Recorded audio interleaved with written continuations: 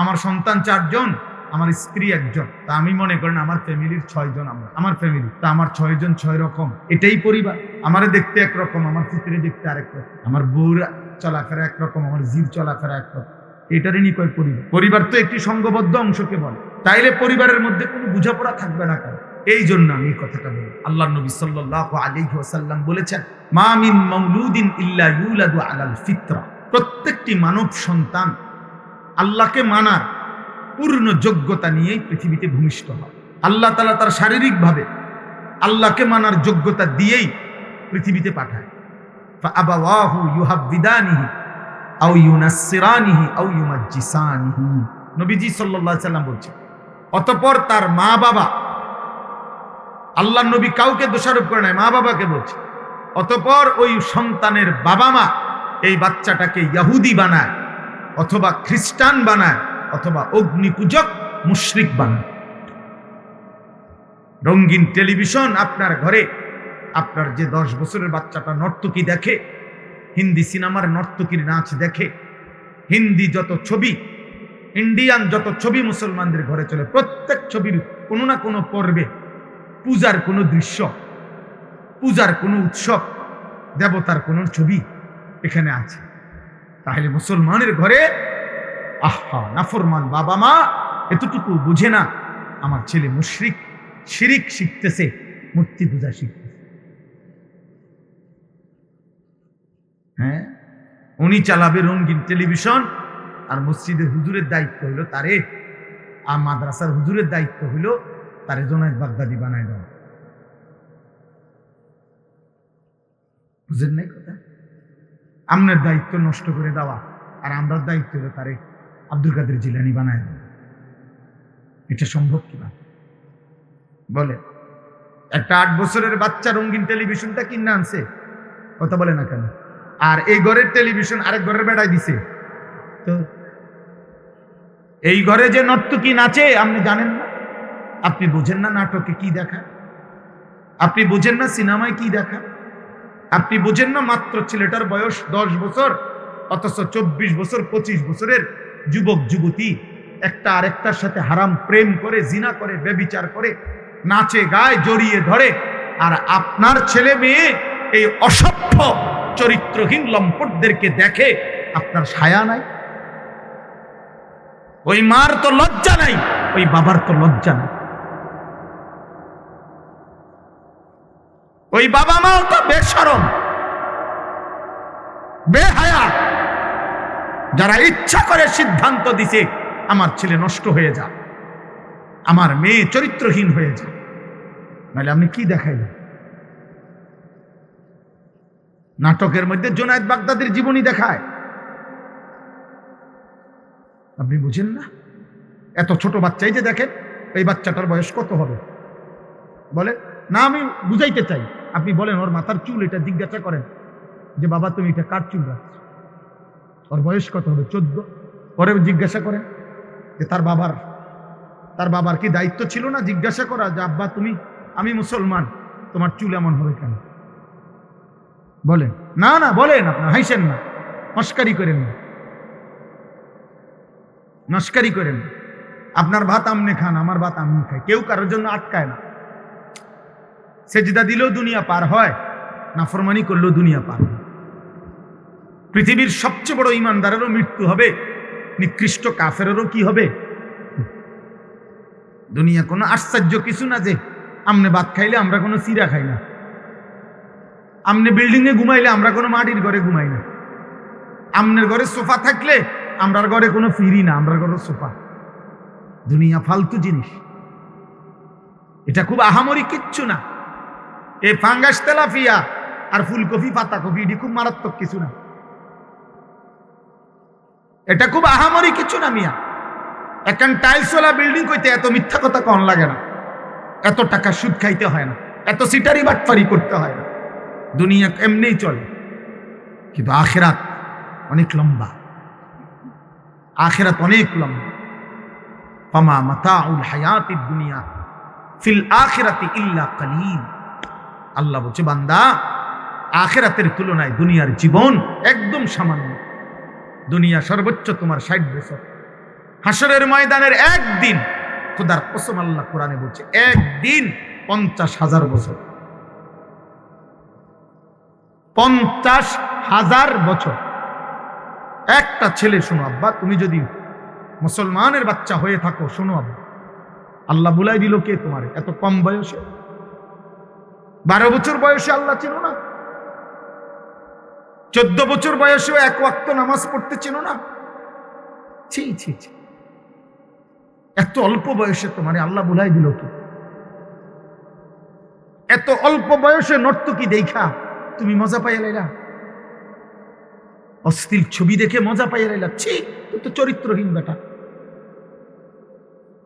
14 বছর বয়সী ছেলেটা যদি মোবাইলে নারী ছবি দেখে, উলঙ্গ দৃশ্য দেখে, নাটক সিনেমা নর্তকীর নাচ দেখে, ও বেহায়া না? কথা বলে না কেন? ও লম্পট না? ও চরিত্রহীন না? এত কম বয়সে যদি ছেলেটাকে নষ্ট করে দিল কি? ওরে এত অল্প বয়সে আল্লাহ ভুলাই দিল কি? জিনে ভূতে আপনি অভিভাবক, গাফেল অভিভাবক। আপনি বুঝছেন নামাজ রোজা আমার দায়িত্ব না, আমার দায়িত্ব বাপ। আমি বাবা হিসাবে আমার দায়িত্ব তারে বিল্ডিং করে দেওয়া। আমি বাবা হিসাবে তার দায়িত্ব, আমার দায়িত্ব তারে বিদেশ যাইতে ছেলে টাকা মিলাইয়া দেওয়া। আমি বাবা হিসাবে তার দায়িত্ব, আমার দায়িত্ব হইল সে যখন যেটা চাইবে, জামা, shirt, pant, half pant, full pant, ওইটা ব্যবস্থা করে দেওয়া। নামাজ রোজা আখিরাত তার নিজের দায়িত্ব। অথচ আল্লাহর কসম, আল্লাহ বলছে দুনিয়া দেওয়া বান্দা আমার দায়িত্ব, আর নামাজের জন্য অভ্যস্ত করা তোমার দায়িত্ব। কোরআনে আল্লাহ বলছে ওয়া'মুর আহলাকা বিস-সালাহ, বলছে আপনি পরিবারের অভিভাবক, আপনার পরিবারের সদস্যদেরকে আল্লাহ বলছেন নামাজের আদেশ করো। ওয়াসতাবির আলাইহা, তুমি নিজেও নামাজের উপরে মজবুত থাকো। লা নাসআলুকা রিজকা, আল্লাহ বলে তোমাদের কাউকে দুনিয়ার সম্পদ, অর্থ, রিজিক দিতে আমি তোমাদের সাহায্য চাই না।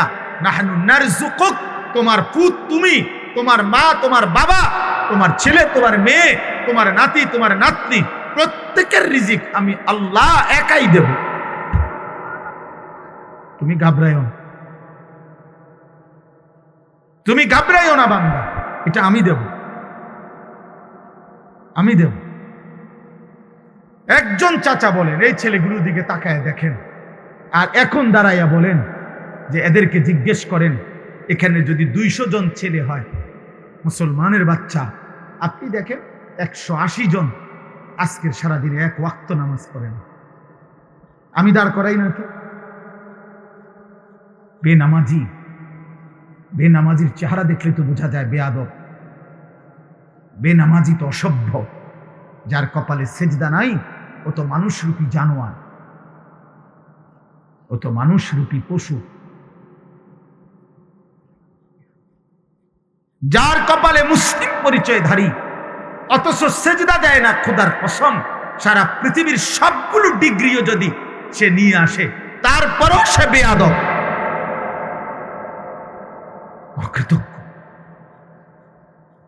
অকৃতজ্ঞ, ওটা অসভ্য, অভদ্র, এটা চূড়ান্ত অভদ্র।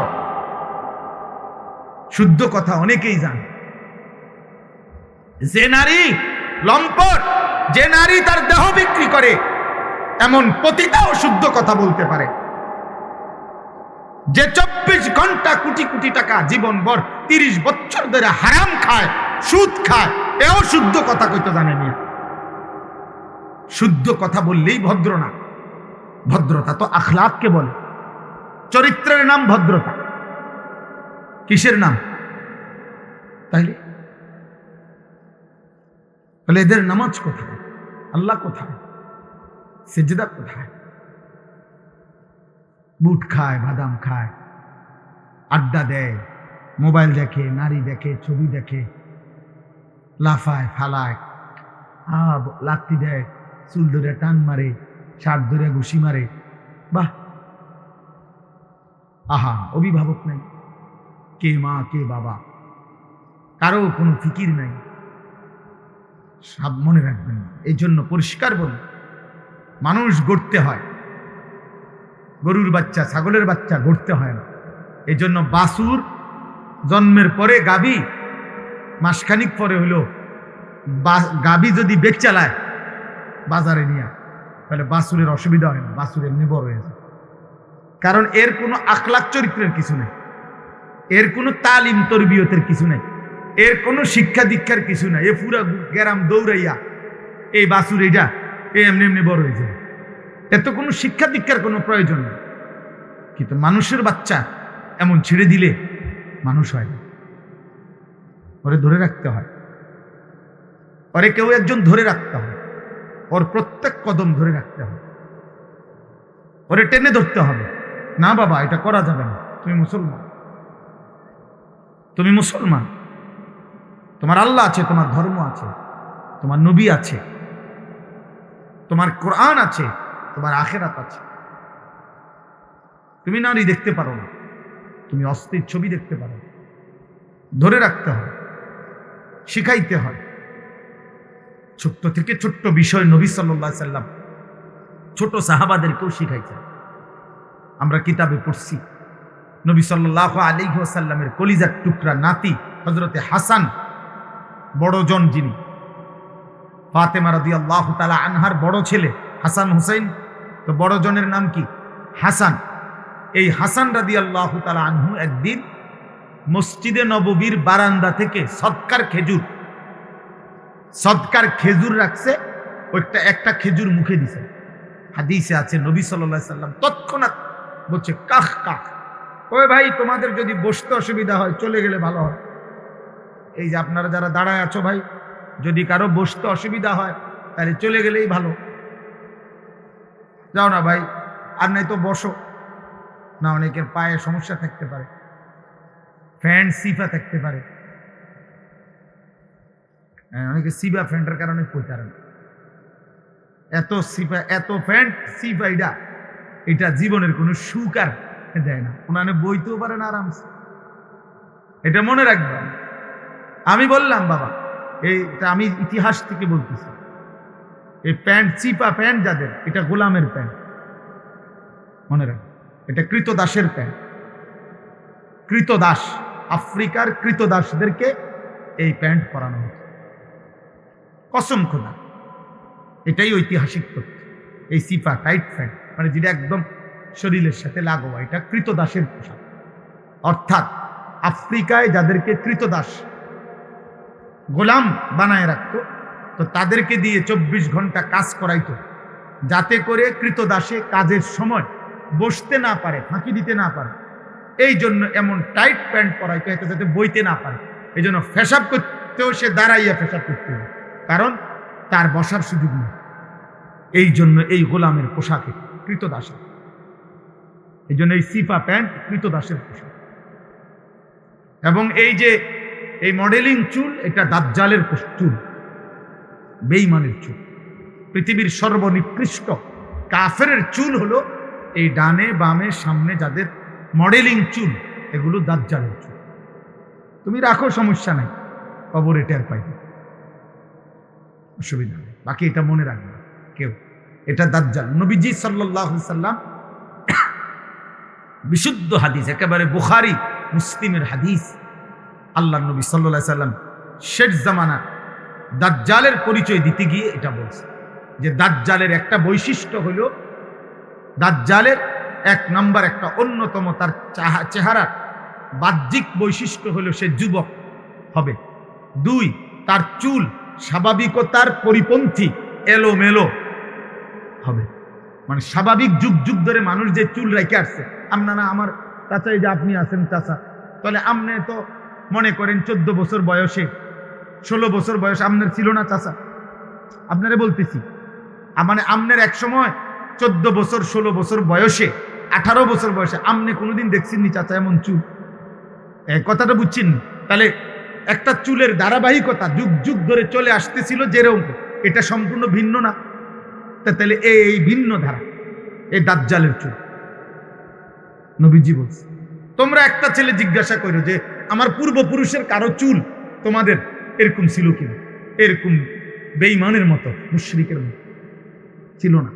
তোমার সর্বোচ্চ তোমার চুলের মানে তোমার পছন্দ রুচি থেকে ওই নাফিতের থেকে, তুমি সেলুনের থেকে তুমি এত নিকৃষ্ট যে এত নিম্ন রুচির নিচু যে তুমি ওই সেলুনের থেকে গিয়ে কি আনছো, ডিজাইন আনছো। আর আমি মুহাম্মদুর রাসূল সাল্লাল্লাহু আলাইহি সাল্লাম থেকে ডিজাইন আনছি।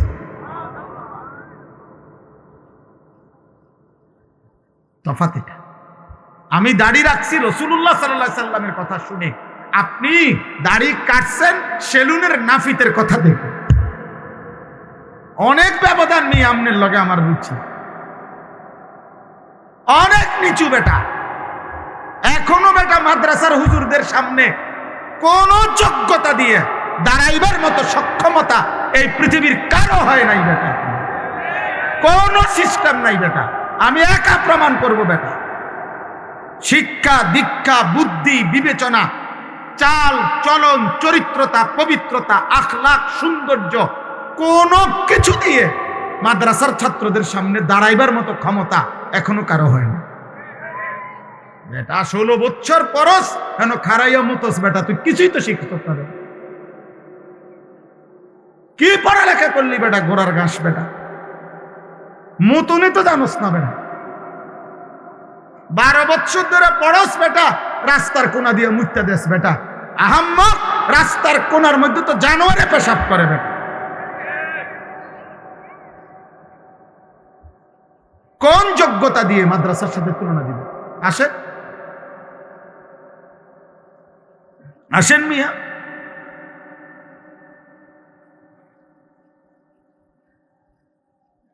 এই জন্য এটা সহজ। ইংরেজি ভাষা জানে, ইংরেজি ভাষা পৃথিবীর শ্রেষ্ঠ ভাষা। এটা কোথায় স্বীকৃতি হয়েছে? কোথায়, কোন জায়গায়? এটা কে ফয়সালা দিছে? জাতিসংঘ? কথা বলে না, বুঝেন নাই আমার কথাটা।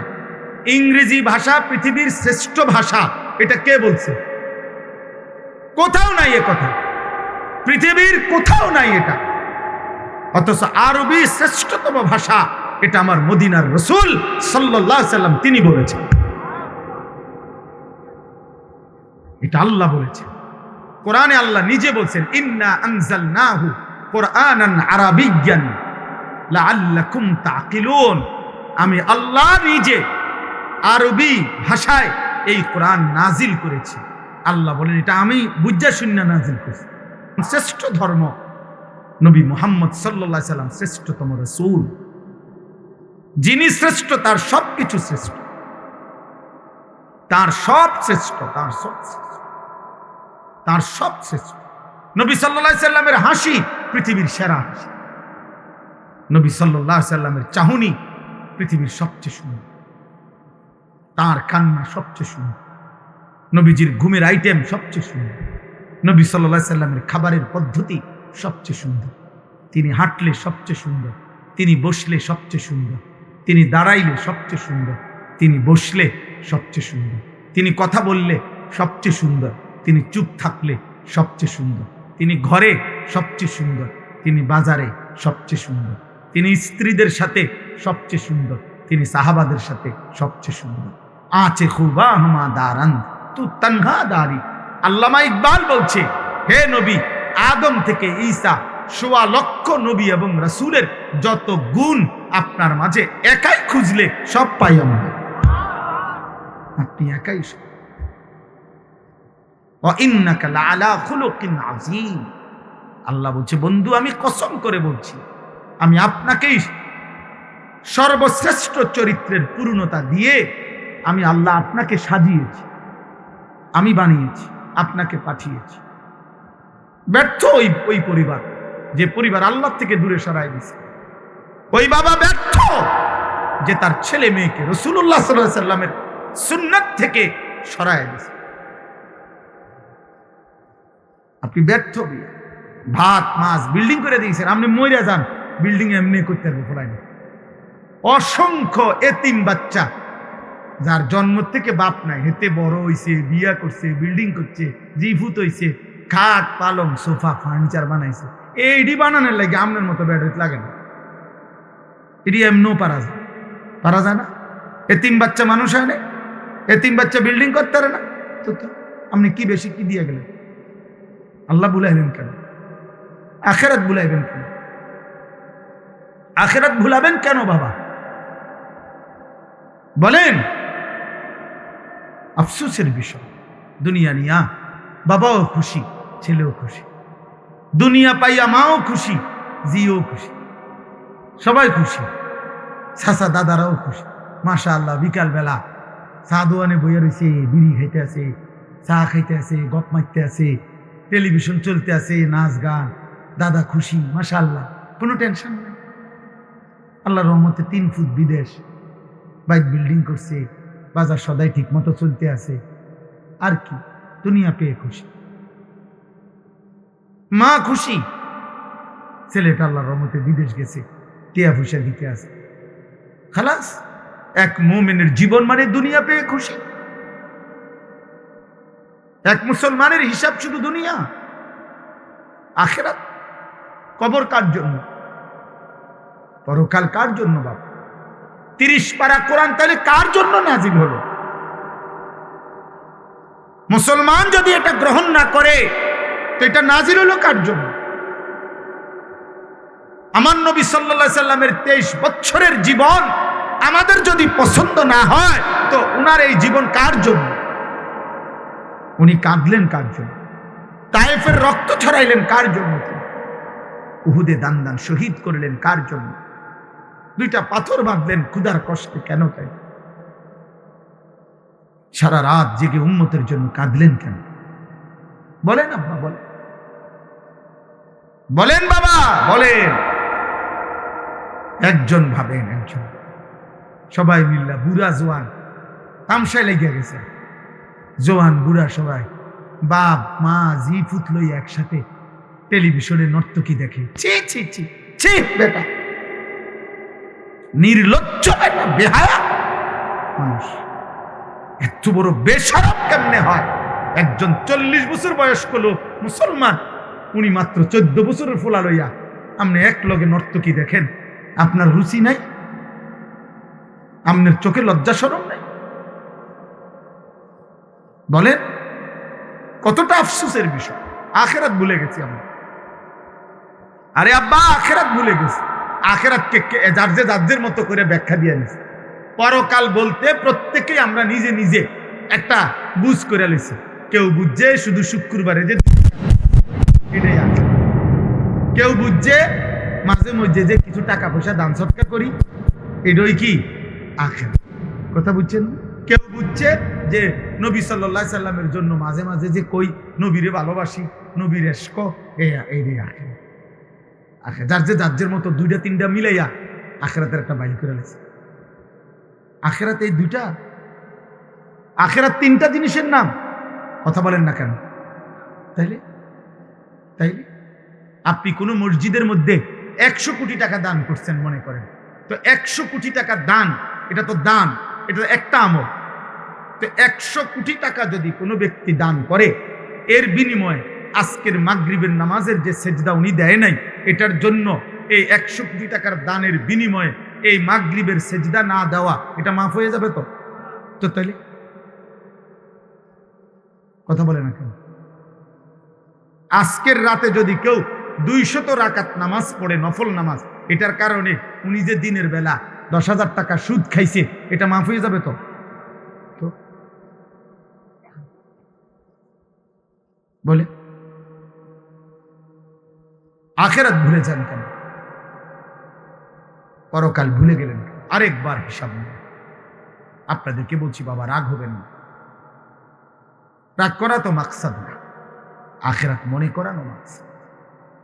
ভুলবেন কেন আপনারা? পরকাল ভুললেন কেন? নাইনাত করলে আল্লাহর রহমতে ভালো আছে, কিতা ভালো, খাইয়া দাইয়া ভালো। মুসলমানের এই হিসাব। একজন চাচা, বাবা, দাদা বুঝি মুসলমান এটা বলে যে খাইয়া পড়া জিফুত লইয়া ভালো আছি। খাইয়া পড়া ভালো থাকার কি? খাইয়া পড়া কাফের বেঈমানও তো ভালো আছে, ইহুদি খ্রিস্টানও তো খাইয়া পড়া ভালো আছে না। আমাদের চাইতে তো দুনিয়া ওরা বেশি ভোগ করছে। ইউরোপের মধ্যে হেলিকপ্টার দিয়ে খেতে সার দেয়, আমরা দেশে খেতে হেলিকপ্টার দিয়ে সার দেয় তো তাহলে হেরা তো আমগুর থেকে। ইউরোপ আমেরিকাতে 70 লাখ 80 লাখ টাকা দামের প্রাইভেট কার দিয়া ছাগলের ঘাস টানে। তো তারা তো আমাদের চাইতে বেশি সুখী। ইউরোপ আমেরিকার মধ্যে 4 তলা 6 তলা বিল্ডিং এ ছাগলও রাখেন, ছাগল। তো তারা তো আমাদের চাইতে বেশি সুখী। হ্যাঁ, আমরা 80 তলা বিল্ডিং বানাবো কোন দিন? আমরা 70 তলা বিল্ডিং বানাবো কোন বছর? ইউরোপ আমেরিকাতে এখন নাই, কথা বলেন না। 80 তলা 100 তলা বিল্ডিং নাই, একটা, হাজার হাজার, শত শত। তাহলে দুনিয়া তো তারা অনেক আগায় গেছে। যদি দুনিয়া পাওয়া এটার নামই সফলতা হয় বাবা, তাহলে তো ওরা আমাদের চাইতে বেশি সফল, এরা আমাদের চাইতে বেশি কামিয়াব। এখান থেকে বাংলাদেশ থেকে কেউ যদি আমেরিকা যায়, এটা যদি বড় সফলতা হয়, তো আমেরিকায় যে জন্ম নিছে সে তো আরো বড় সফল। এখান থেকে কেউ যদি ইটালি যায়, এটা যদি এত বড় প্রশংসার বিষয় হয়, তো ইটালি যে জন্ম নিছে সে তো আরো বড় কামিয়াব। যার বাবা দাদা পূর্বপুরুষের ইটালি, যারা জন্মসূত্রে ইটালি বলে। অতএব দয়া করে, আমার কথা শেষ, আমি এই গল্প কয়টা কথাই বলতে চাইছি। আখিরাত মনে করি। এই যে কয়জন ছেলে আছো বাবা, তোমরা বলো, আমি বললাম আব্বা এই পৃথিবী তোমারে মনে রাখবে না, কারো সময় নেই। তুমি নষ্ট হয়ে গেলে নারী দেখতে দেখতে, উলঙ্গ ছবি দেখতে দেখতে, জিনা ব্যভিচার মদের আড্ডা জুয়ার আড্ডা, নষ্ট হয়ে যদি পচ্চাও যাও, গন্ধও ছুঁড়ে, তোমার মতো অপদার্থরে খবর নেওয়ার মতো টাইম পৃথিবীর নাই। স্বার্থপর এই দুনিয়া, বড় স্বার্থপর। এখন কারো হাতে টাইম নাই, কারো হাতে টাইম নাই। বাপের হাতেই টাইম নাই, তো মানুষের হাতে টাইম আছে। মার হাতেই টাইম নাই। মা বাচ্চারে বলছে কান্দা থামানোর লেগা, এ বুড়ি বাচ্চাটার হাতে, 3 বছরের বাচ্চার হাতে একটা বড় মোবাইল দিয়া দিছে। হ্যাঁ তুই সা মাইকে দূর সাজে বইয়া বইয়া। কেন? এ বুড়ি ওই ভালো করে নিরিবিলি যেন ড্রেসিং টেবিলে সাজগুজ করতে পারে, বুড়ি মার্কেটে যাইব, এই জন্য বাচ্চাটারে থামানোর লেগা মোবাইলটা দিয়ে। তো যে মা এত বড় স্বার্থপর, সেখানে বাকি সমাজের মানুষ বাবার টাইম। আমি নিজে দেখছি মক্কা শরীফ আল্লাহর ঘরে তাওয়াফ করে আপনার বাবা মানে স্বামী স্ত্রী আর বাচ্চাটারে বড় মোবাইল দিয়া আল্লাহর ঘরের কাছে কসম বাচ্চাটারে দিয়া রাখছে, বড় মোবাইলটা দেশে 2 আঙ্গুলে গেমস খেলতেছে। তুমি নষ্ট হয়ে যাবে বাচ্চা। এরপরে এখন আর কি হলো, এখন আর বাচ্চা ভাত খায় না মোবাইল ছাড়া, ঘুম যায় না মোবাইল ছাড়া, খাইতে চায় না মোবাইল ছাড়া। বাহ, সস্তা কথা বলে মা বাবা যে কি করবো, পোলাইন মানুষ, বাচ্চা মানুষ। অথচ আল্লাহর নবী সাল্লাল্লাহু আলাইহি ওয়াসাল্লাম বলছেন, 10 বছর বয়সী বাচ্চা যদি নামাজ না পড়ে, খোদার কসম নবীজি বলেছেন, অদরিবুহুম আলাইহা, তাকে প্রহার করো। যিনি রাহমাতুল লিল আলামিন নবী, তিনি বলছেন, তিনি বলেছেন এ কথা। অতএব এই কথা আমার এটাই, আমরা যদি মনে করি আমাদের আখিরাত লাগবে না, আল্লাহর সাক্ষাৎ লাগবে না, জান্নাত লাগবে না, আমরা যদি মনে করি আমি দুনিয়ার জীবন নিয়েই খুশি, আমরা যদি মনে করি দুনিয়া আমি যে দুর্ব্যবস্থা করছি এতেই আমি নিশ্চিন্ত, আমরা যদি আল্লাহর হুকুমের ব্যাপারে গাফেল থাকি, তো খোদার কসম আল্লাহ বলছে এই মানুষগুলো সকলের ঠিকানা জাহান্নাম। এই কথাটাই আমি এনে পড়ছি, এই আয়াতের তর্জমা বললেই আমার কথা শেষ। ইনশাআল্লাহ আমার ছোট ভাই হাফিজ মাওলানা আতিকুর রহমান আশরাফি, সে আসছে এখানে, সে এরপরে ইনশাআল্লাহ বয়ান করবে, আরো উলামায়ে কেরাম বয়ান করবে, আপনারা সবাই শুনবেন। আল্লাহ আমাদেরকে তৌফিক দান। আমি প্রত্যেকটা ছেলেকে বাবা মনে, আজ এই সমাজ আগামীতে আরো স্বার্থপরতা দেখবা, আহা তোমাদের আমলে তোমরা দেখবা, একটু সামনে যাও। এ মনে করো তোমাদের এখন যাদের বয়স 20, 25, 18, তোমাদের যদি এক ওয়াক্ত নামাজ পড়তে মন না চায়, একটা সেজদাও যদি না দাও, সারা দিন রাত মোবাইলে অশ্লীল ছবি দেখো, তো মনে রেখো আব্বা আমার কথা, তোমার প্রজন্ম তোমার পরে যে জেনারেশন আসবে, আল্লাহ যদি দেয়, তোমাদেরও আল্লাহ যদি বড় বানায়, বিবাহ শাদী করলে আল্লাহ চাহে তো তোমাদের হাতে যখন সন্তান আসবে তখন দেখবা তাদের আখলাক কি হয়, তাদের চরিত্র কি। ওই যে দেখো, ওই যে ও আমার ভাইয়ের ছোট ভাইয়ের ছেলে, ও এই যে আব্বা দাঁড়াও আব্বা, ওই দেখো এই বাবা, তো বাবা তার ছেলে পাঞ্জাবি টুপি, এটাই নিয়ম। বসো বাবা, এটা বাবার আদর্শ। আমার আব্বা কুমিল্লা শহরে ঠাকুরপাড়া বড় মসজিদের ইমাম ছিল, 43 বছর বাবা এক মসজিদের ইমাম ছিল। আমরা 5 ভাই, তো বাবারে আজীবন দেখছি সাদা টুপি পরতে। আমি বাবারে জীবনে কোনদিন রঙিন টুপি পরতে দেখিনি। আমরা কোনো ভাই আলহামদুলিল্লাহ কোনোদিন রঙিন টুপি পরিনি, না জায়েজ না, কথা বোঝেন না, এটা কি ন, রঙিন টুপি পরা হারাম না, কিন্তু আমার বাবাকে আমি দেখিনি, আমার আব্বার আমি দেখিনি। এটা নিয়ম, এটা বুঝা। আমার 3 বছরের বাচ্চা মেয়ে, তারে কোনো সময় বাইরে নেওয়া যাবে না হিজাব না দিয়ে। সে দেখছে তার দাদি, তার নানি, তার মা, তার বড় বোন প্রত্যেকেই হিজাব পরে, তো ওরে বাইরে যাইতে কইলি হিজাব হিজাব হিজাব কই আব্বু, সে তো এটা দেখছে। তাহলে যে মেয়েটা তার মাকে দেখতেছে, মা লিপস্টিক করে বাজারে বাজারে ঘুরে, ওই মেয়েটা রাবেয়া বসরির আখলাক পাবে করতে। যে ছেলেটা দেখে তার বাবা প্রতিনিয়ত তার সামনে বসে বসে বিড়ি খায়, এই বিড়িখুর বাপের থেকে এই সন্তান আখলাক শিখবে করতে। বলেন মেয়ে, এই ওয়াজের জন্য শুধু ওয়াজ করলেন, করাইলেন, সবাই একটা মাহফিল করায়, আমরাও একটা করাইলাম, না না, এটা না। আখিরাত মাকসাদ, পরকাল মাকসাদ, পরকাল মাকসাদ।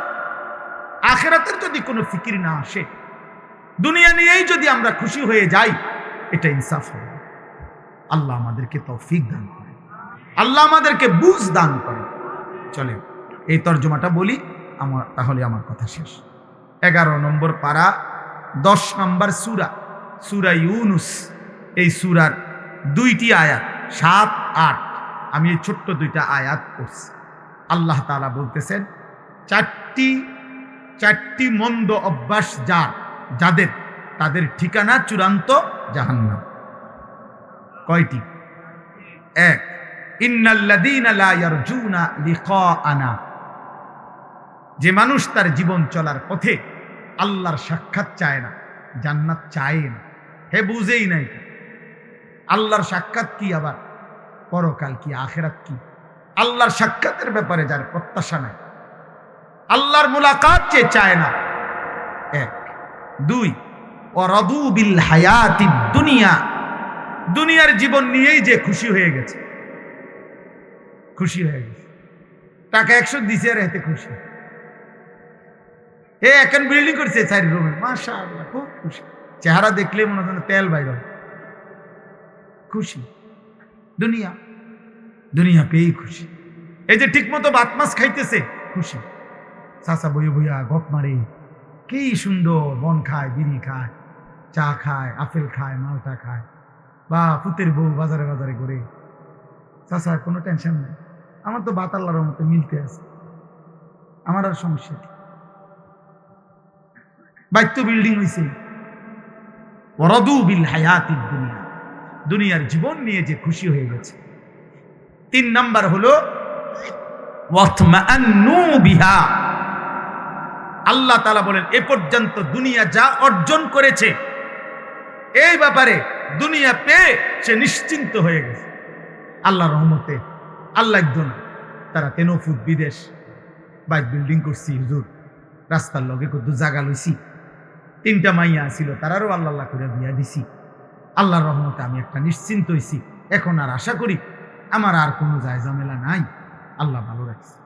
এই ওয়াতমাআন, যেটুকু দুনিয়া পাইছে এটুকুর উপরে কি হয়ে গেছে, নিশ্চিন্ত হয়ে গেছে, নিশ্চিন্ত।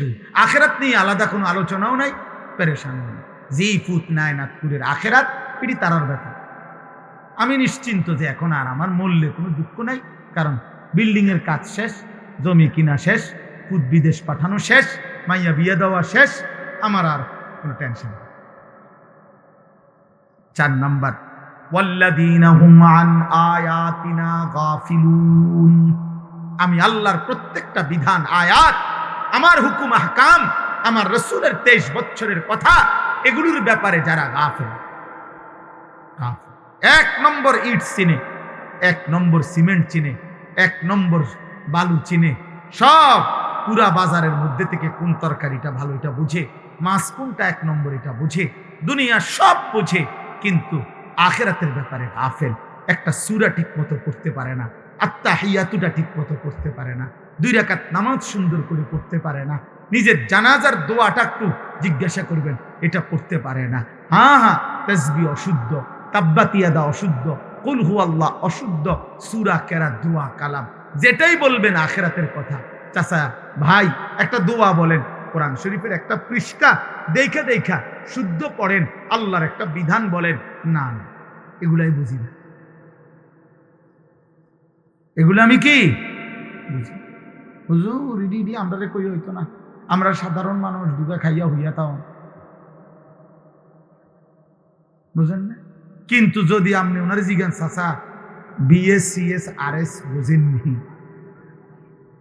আরে আমি কিছুদিন আগে 86 বছরে এক বুড়া মিয়ার বয়স, গ্রামের প্রভাবশালী লোক, ওনারে আমি জিজ্ঞাসা করছি, ওনার ঘরে খানা খাইছি, তো ওনারে আমি জিজ্ঞাসা করলাম, আঙ্কেল আল্লাহর রহমতে শরীর স্বাস্থ্যে আসেননি ভালো? যে হুজুর আল্লাহ ভালো রাখছে। তা আমি কইলাম এমনি সব কিছু জি ফুট না আয়নাত করে বুঝেননি, মানে বয়স হয়ে গেছে। কি কন দোয়া করেন আল্লাহর রহমতে, এখনো তো গ্রামের মানুষ যেই কোনো দলিলের কাছে আমার কাছে বুঝছে। 86 বছরের চাচা এখনো দলিল বুঝে পুরা ক্লিয়ার। দুনিয়া এত বুঝাবুঝি, কিন্তু আখিরাত বুঝে। একটা পৃষ্ঠা কোরআন শুদ্ধ করতে পারে, শুদ্ধ করতে পারে মন মতো। এই জন্য বললাম, মানে আল্লাহ বলেন এই 4টা বিষয়। 1, আমি আল্লাহর সাক্ষাৎ যে কামনা করে না, মানে জান্নাত চায় না। আল্লাহর সাক্ষাৎ চাওয়া মানে জান্নাত চাওয়া, জান্নাত চাওয়া মানে আল্লাহর সাক্ষাৎ চাওয়া। যে জান্নাতি হবে সে আল্লাহর সাক্ষাৎ পাবে, যে আল্লাহর সাক্ষাৎ পাবে সে জান্নাতি হবে। এটা একসাথে। ফামান কানা ইয়ারজু লিকা আল্লাহ ফাইন্না আজালাল্লাহি লাআতিন। আল্লাহ বলে যারা যারা আমার মুলাকাত চাইবে, জান্নাত চাইবে, তুমি বন্দিগি করতে থাকো বান্দা, আমি একদিন মালাকুল মউত ফেরেশতা পাঠাবো, সে তোমাকে জান কবজ করে রূহ নিয়ে আমি আল্লাহর কাছে নিয়ে আসবে। আমি তখন জান্নাতও দেব, আমার মুলাকাতও দেব। ইন্নাল্লাযীনা লা ইয়ারজুনা লিকাআনা, যারা আমার মুলাকাত চায় না, ওয়ারাদু বিল হায়াতিদ দুনিয়া, দিবানিশি দুনিয়া নিয়েই খুশি হয়ে আছে, ওয়াতমাআন্নু বিহা, দুনিয়া যেটুকু অর্জন করেছে এতটুকুর উপরে নিশ্চিন্ত হয়ে গেছে। ওয়াল্লাযীনা হুম আন আয়াতিনা গাফিলুন, আমি আল্লাহর বিধান, আমার আয়াত, আমার কোরআন, আমার বন্ধুর হাদিস, আমার দ্বীনের একটা একটা বিধানের ব্যাপারে যারা গাফিল হয়ে আছে, উলাইকা মাওয়াহুমুন নার বিমা কানু ইয়াকসিবুন। আল্লাহ বলেন দুনিয়ার যা কিছু সে করেছে, আমি আল্লাহকে ভুলে, আখিরাতকে ভুলে, আমার হুকুমকে ভুলে, এই সব কিছুর বিনিময়ে তার ঠিকানা, তাদের ঠিকানা শুধুই জাহান্নাম।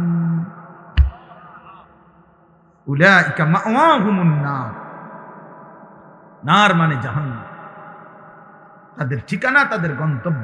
আল্লাহ পাক রব্বুল ইজ্জত জুল জালাল ওয়াল ইকরামের ফজল কারাম, রব্বুল আলামিনের অপরিসীম ইহসান, মেহেরবানি, দয়া, আল্লাহ তাআলা আমাদেরকে আজ 3 জানুয়ারি 2026 রোজ শনিবার কুমিল্লা আদর্শ সদর দুর্গাপুর পশ্চিমপাড়া যুব সমাজের উদ্যোগে আজকের এই 11তম বার্ষিক ওয়াজ ও দোয়ার মাহফিলে আল্লাহ তাআলাই আমাদেরকে আসবার বসবার আল্লাহর জন্যই জমা হওয়ার তৌফিক দান করেছেন, আলহামদুলিল্লাহ।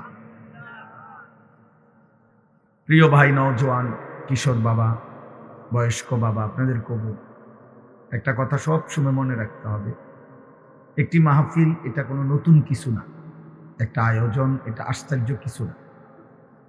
ওয়াজ হইতেছে, মাহফিল হইতেছে সারা বাংলাদেশে প্রতিদিন। ওলামায়ে কেরাম কথা বলতেছেন প্রতিদিন, শত শত ওলামায়ে কেরাম। সবচেয়ে বেশি লক্ষণীয় বিষয় হলো, আমি যদি আমার নিজের মধ্যে নিজের জন্য কোনো বিবেক অনুভূতি আমার না জাগে, আখিরাতের কোনো প্রেরণা না জাগে, আমার হৃদয়ের মধ্যে যদি কোনো অনুভূতি না আসে, তাহলে আয়োজনে বলার শোনার কোনোটারই কোনো সার্থকতা নেই। এই শেষ এতটুকু ফায়দা যে নিজেদের মধ্যে মন্তব্য হয়, মানুষ হইছে বা হইছে না, বুট বাদাম বিক্রি হইছে, চটপটি বিক্রি হইছে, এই একটা আয়োজন হয়েছে। যে যেমন আছে সে যদি তেমনই থাকে, আখিরাতের দিকে, আল্লাহর দিকে, পরকালের দিকে যদি একটু আগে না বাড়ে, তাহলে এটা ব্যর্থতা ছাড়া আর কিছু না। এর দ্বারা তেমন কোনো ফায়দা নেই। এই জন্য এই যে কয়জন ছেলে তোমরা বসছো বাবা, এই জন্য বল, তোমার জন্য তুমি মনে রাখতে হবে, তুমি যদি তোমার কথা মনে না রাখো, তোমাকে নিয়ে যদি তুমি না ভাবো, তোমার ভালো তোমার কল্যাণ যদি তুমি না বুঝো, এই পৃথিবীর কারো হাতে সময় নাই তোমার নিয়ে ভাবো। ব্যস্ততম এই দুনিয়ায় তোমার মতো 2-4 জন ছেলে নষ্ট হয়ে গেলে কারো হাতে সময় নেই। স্বার্থপর এই দুনিয়ায় সবাই ব্যস্ত, সবাই ব্যস্ত, আপনজনরাও এখন ব্যস্ত। আত্মীয়তা, মানুষের মধ্যে অভিভাবকত্ব, এমনকি মা বাবাও অপরাধ, পাপ, অন্যায়, আখিরাত, জাহান্নাম থেকে বাঁচানোর প্রেরণা কম। সবাই আপনার ব্যস্ত, কারো হাতে সময় নেই। মানুষের যান্ত্রিক উপার্জনের পৃথিবী, নেশা বেড়ে গেছে অনেক বেশি, যার ফলে এমন অসংখ্য বাবা আছে, উনি হয়তো সেই ভোরে চলে গেছে, আবার রাতের 1টা বাজে আসছে, উনি ওনার ছেলে মেয়ের কি হালাত এ আসেনি বালা জিগাইছে হয়তো বউরে, বিবি হয়তো কইছে তার বলে টাকা 2000 লাগবে, আচ্ছা দিয়া দিও, শেষ।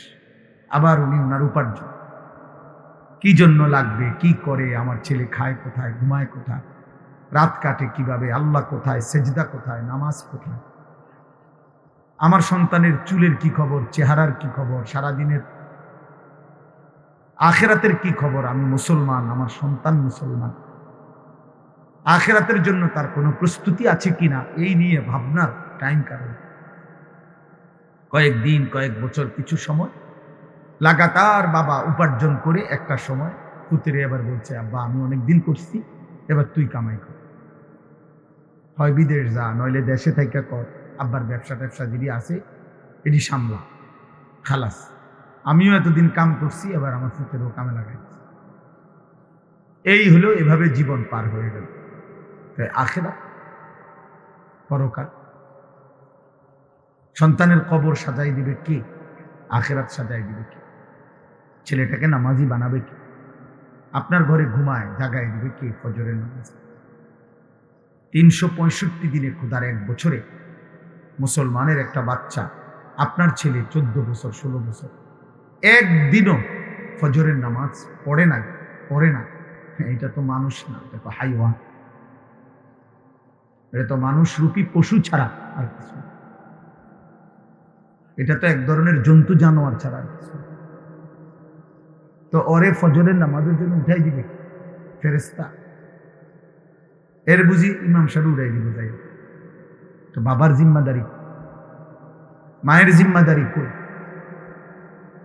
সন্তানের পড়ালেখার খরচ আপনি দেন, হিসাব রাখেন, চাকরি, ব্যবসা, টাকা পয়সা, কাপড় চোপড়, জামা প্যান্ট সব আপনি বোঝেন, ওর নামাজের কথা বোঝেন না, ওর আখিরাতের কথা আপনি বোঝেন না, ওর চেহারা দেখলে আপনি বোঝেন না যে ও সারা রাত কি করে, ওর চুল দেখলে বুঝেন না আপনি ও যে বেঈমানের মতো চুল রাখছে, তো আমনের ফুট না বলে এটা, তো ফুট যদি আমনের হয় চুল কেন মুশরিকের মতো, বেঈমানের মতো হবে কেন? তাহলে আপনি কাপুরুষ না পুঁতে কাপুরুষ? বলে, আপনি যদি আপনার 14 বছরের ছেলের সামনে ব্যর্থ, তো আপনার মতো আকামলা মানুষ দিয়ে কি হবে দুনিয়া? আপনি যদি এটা বলে ফেলেন যে আমার 14 বছরের ছেলেটার সামনে আমি পারি না, তো আপনার মতো ব্যাডের দিয়ে কামড়াবো কি? ভাত খান ছাড়া। বলে, এই জন্য এটা জরুরি। বাবা, আত্ম উপলব্ধি বহুত জরুরি। কোন মানুষের এটা বড় নিয়ামত যে আল্লাহ তাআলা তাকে আত্ম উপলব্ধি, মানে নিজের সাথে নিজের বোঝাপড়া। আমার বিবেকের সাথে আমার বোঝাপড়া আছে।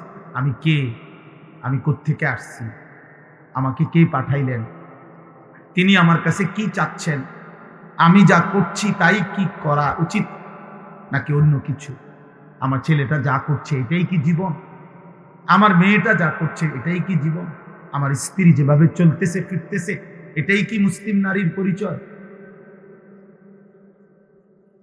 এতটুকু বোঝাপড়া যদি না হয় তো সন্তানকে গড়ে দিবে কি? পরিবারের দায়িত্ব আদায় হলো কি? অভিভাবকের জিম্মাদারি আদায় হলো কি? একটা ছেলে অপ্রাপ্ত বয়স্ক, এরে একটা বড় মোবাইল দিয়ে পাঠাই দিছে মোবাইল ভিডিও। এই যে এখন দেখলেন আমি উঠাই দিলাম যে বাচ্চা, নিশ্চিত তো এই বাচ্চার মোবাইল নাই। এই 10 বছরের বাচ্চার মোবাইল এটা তার কোনো না কোনো অভিভাবক, হয়তো তার রাস্তার মাথার থেকে কারোর থেকে আনছেন, তার নিজস্ব কোনো লোক ছাড়া। তাহলে ওই অভিভাবক কি পরিমাণ জালেম, ওই মা জালেম, ওই বাবা জালিম, যে তাদের অনুপযুক্ত সন্তানকে মোবাইল হাতে দিয়েছে যে আব্বা দেখো, নারী দেখো, ছবি দেখো, নাটক দেখো, নর্তকী দেখো, সিনেমা দেখো, টেলিভিশন দেখো, রিমোট হাতে নাও, তোমার মতো তুমি দেখো, তোমার যেটা ভাল লাগে, তোমার মন চাইলে দাঁড়াইয়া পেশাব করবা, মন চাইলে বৈশা পেশাব করবা, তোমার মন চাইলে বন্ধুদের সাথে আড্ডা দিবা, যতবার ফেডে বুক লাগবা আমি মার কাছে এসে খানা খাইয়ে যাবো, টাকা লাগবে আব্বার কাছ থেকে নিবা, শেষ। বাবার দায়িত্ব টাকা দেওয়া, মার দায়িত্ব রান্না করে দাও, বাকি চাল, চেহারা, চলাফেরা, পছন্দ অপছন্দ, উঠা বসা, নড়াচড়া, এটা সব তার মন। তার বন্ধুদের পরামর্শ, সমবয়সী বন্ধু তাকে বুঝাই দিছে, দোস্ত এই কাটিংটা দিলে চুল তোরে সুন্দর লাগবে, এই জামাটা তোকে ভালো মানাবে। তাইলে সমবয়সী বন্ধু হইল তার মুরব্বী। এই অপদার্থ জীবন, এই ফালতু জীবনের কি অর্থ আছে বলে? এটা বুঝি একটা পরিবারের সার্থকতা। সামনে কেউ ন্যূনতম অবহেলা করা যাবে। আল্লাহ আমাদেরকে তৌফিক দান করে। আলহামদুলিল্লাহ, আলহামদুলিল্লাহ নাহমাদুহু ওয়া নাস্তাঈনুহু ওয়া নাস্তাগফিরুহু ওয়া নু'মিনু বিহি ওয়া নাতাওয়াক্কালু আলাইহি ওয়া নাউযু বিল্লাহি মিন শুরুরি আনফুসিনা ওয়া মিন সাইয়্যাতি আ'মালিনা। মান ইয়াহদিহিল্লাহু ফালা মুদিল্লা লাহু ওয়া মান ইউদ্লিলহু ফালা হাদিয়া লাহু। ওয়া নাশহাদু আল্লা ইলাহা ইল্লাল্লাহু ওয়াহদাহু লা শারীকা লাহু ওয়া নাশহাদু আন্না সাইয়্যিদানা ওয়া হাবিবানা ওয়া মাওলানা মুহাম্মাদান আবদুহু ওয়া রাসূলুহু। আম্মা বা'দ فأعوذ بالله من الشيطان الرجيم. بسم الله الرحمن الرحيم. إن الذين لا يرجون لقاءنا ورضوا بالحياة الدنيا واطمأنوا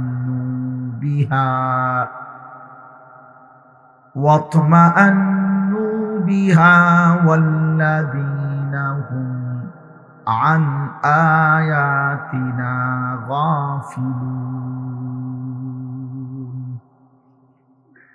উলাইকা মাওয়াহুমুন নারু বিমা কানু ইয়াকসিবুন। সাদাকাল্লাহু মাওলানাল আযীম।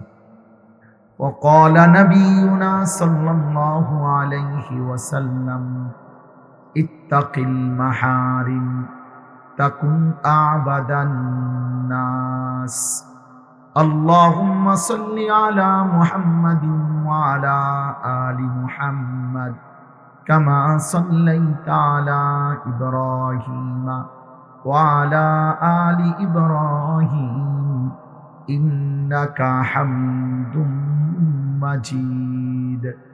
اللهم بارك على محمد وعلى آل محمد كما باركت على إبراهيم وعلى آل إبراهيم إنك حميد مجيد. سبحانك لا علم لنا إلا ما علمتنا إنك أنت العليم الحكيم. الحمد لله.